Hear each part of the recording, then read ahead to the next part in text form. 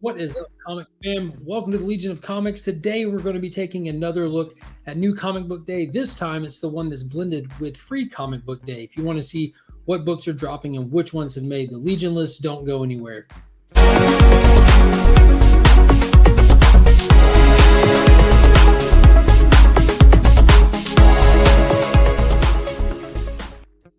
Shout out to the channel sponsor, Big Time Collectibles, for sponsoring the monthly Legion Loot giveaway for the channel members. Be sure to check them out at bigtimecollectibles.com. You can also follow them on Instagram or Facebook or both, and make sure you don't miss out on any of the hot exclusives they're dropping all the time. And if you need anything clean to press, hit up Just Comics on Instagram for as little as $10 a book. He can take care of you. If you use that promo code WeAreLegion, you can take advantage of the special offer he's got running right now. All right, so let's get into it. So the last week was huge. I have like almost 20 books in my pool. This week, thankfully, is not as big. So let's start out with Batman issue number 123. And this is part 4 of the Shadow War that's tying in between Deathstroke, Inc., Robin, and the main Batman title by writer Joshua Williams. So we're continuing the story where Robin is out for blood against Deathstroke because he thinks he killed his grandfather, and Deathstroke's looking for answers as to why he's being framed for it. It's been fun so far. It's definitely building up. I'm ready to see who's really got it out for Ra's al Ghul and has got it out for Deathstroke. That's going to be the big twist in this, to see if it really pays off. Next up, we have issue 3 of 6. We're halfway through Killing Time. So we've got Riddler and Catwoman pulling off this ultimate heist. We still don't know what they stole, but a new villain has popped up in this issue to come claim that item, it looks like. Tom King's writing this. It's been a fantastic first 2 issues. It's definitely got me hooked, wondering what this item is that is drawing so much attention from so many people. Next up, Flashpoint Beyond is here. Writer Jeff Johns, legendary writer for DC Comics. His big event series starts right now. We've had the prelude in issue 0. It's got me hyped. Thomas Wayne has woke up back on his Earth that should not exist after the events of Flashpoint. We've got little hints of the JSA. We've got little hints of the Watchmen characters. And Thomas Wayne is looking for answers, as well as this Clockwork Killer. I'm definitely pumped for this. Knowing Jeff Johns, he's going to tease us with all kinds of stuff. And let's hope that we're getting closer to the actual return of the JSA. Next up, we've got Batman Beyond Neo Year, issue number 2. This one I'm moving over to a digital-only read. I definitely enjoyed that first issue, and there's also an amazing exclusive from BTC that Miko Suyan did for this one. But I'm not going to be putting this one into my forever PC. So I'm moving this over to digital. I'm definitely interested to keep up with Terry and see what's going on, though. Next up, Rick Remender's Righteous Thirst for Vengeance is back, and this is issue number 7. This has been a wicked series. There's not much to say on it because every issue is just giving us more questions and just a few answers. It looks like our main hero, though, is deeper embedded into this whole like wet work assassin thing to not work for them, but to dismantle them possibly. But he's running around with a target that he ended up saving, and now they're going back and trying to get said target's kid that's on the lam. So we'll see how it goes. It's definitely a mind twist of a story. Next up, we have Maestro World War M issue number 3 from Peter David. And this is awesome. This is the final miniseries to the prequel to Future Imperfect that Peter David did way back in the day in the Incredible Hulk line. But we have Namor, we have the Hulk, we've got the original Human Torch, and we just had Maestro, the Hulk, absolutely destroy Submariner's family. So he's out for blood. We've got Emil Blonsky, the Abomination, on site as well. I'm waiting for these two to duke it out. I'm sure he's going to savagely kill the Abomination. Like, there's no question about it. It's going to go south for the Abomination. And another one, this one I'm not sure if I'm going to pick up and put in the PC or move over to digital. I did pick up that first issue. It was really fun. This is the Rocketeer, The Great Race, issue number 2 by IDW.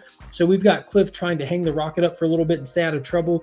Then we had a big inventor come and ask him to be his ace pilot in this great race where he has this very high-tech, cutting-edge technology in his plane that numerous people are out to get. So they're sabotaging. You've got some Nazis in there trying to take it over. You've just got people all over the place.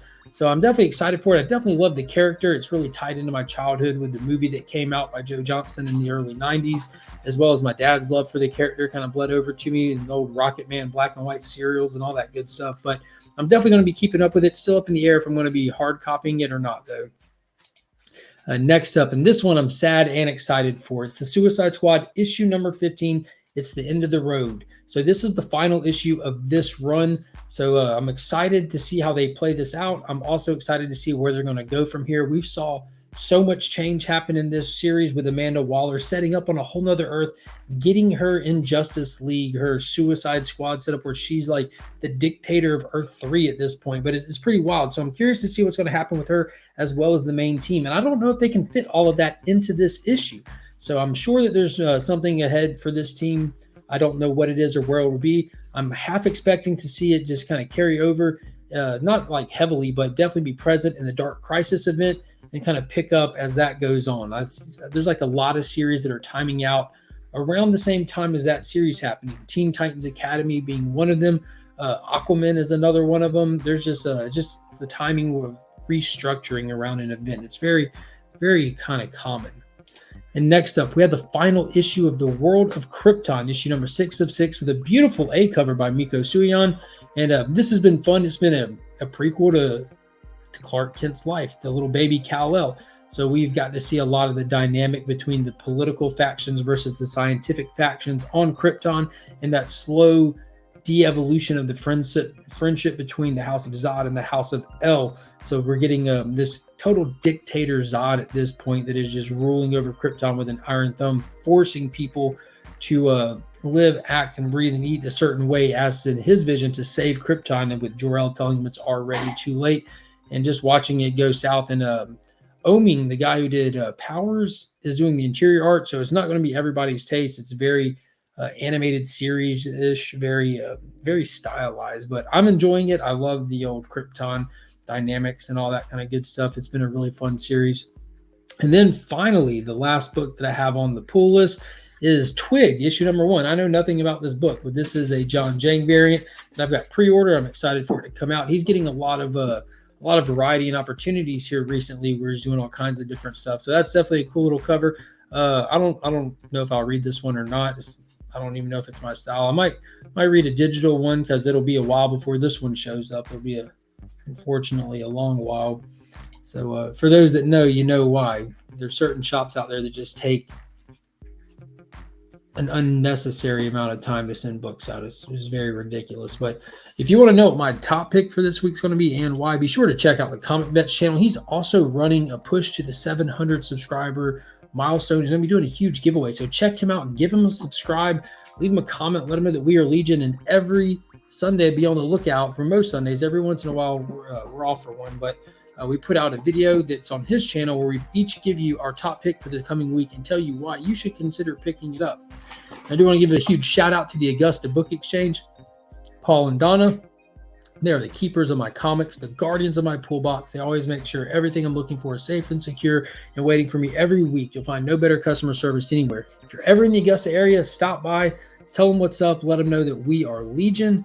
And leave me a comment down below. Let me know what you're picking up this week, what you're looking forward to, if I missed anything that you think I should be reading. Because every Sunday night, 9 p.m. Eastern, I go live for At Week's End for a spoiler-filled look back at each week in comics, movies, and so much more. We'll be talking some Moon Knight this week. Also, Superman and Lois came back.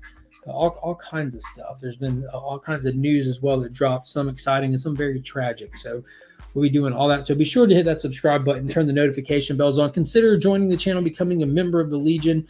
And until next time, guys, as always, I'm Mark, but we are Legion.